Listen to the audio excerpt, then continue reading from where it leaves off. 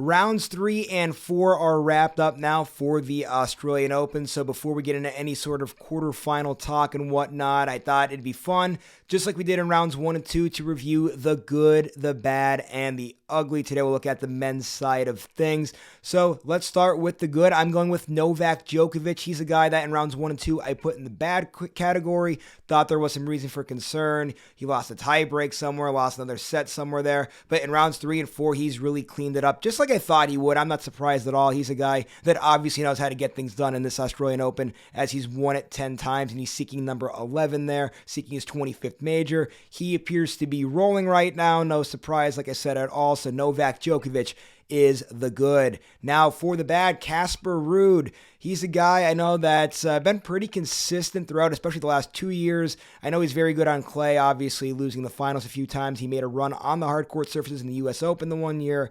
But the Australian Open has not been friendly to him. The land down under continues to give Ruud fits. The furthest he's ever went is the 4th round.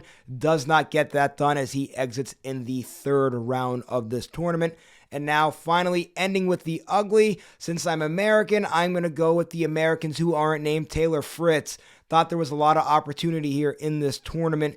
Being a hard court, you have to look at Francis Tiafoe. He's a guy that's been making deep runs in the U.S. Open. Not so much here in the land down under, as he exited early. He didn't even make it to rounds 3 or 4. But in this for this category here in rounds 3 or 4, looking at guys like Tommy Paul and Ben Shelton, thought they left some meat on the bone. Thought there was a lot of opportunity to make a run here in this tournament, and they were unable to do so. And that, of course, is disappointing for all American tennis fans, just because it's been so long since the Americans have seen somebody win a Grand Slam championship. And now Taylor Fritz, of course, advancing. He's going to be matched up with Novak Djokovic, so that's going to be a big matchup to look out for in the quarterfinals. So, glad to see him still going at least, but it's going to be quite some time, I think, until we see an American hold up a major championship trophy.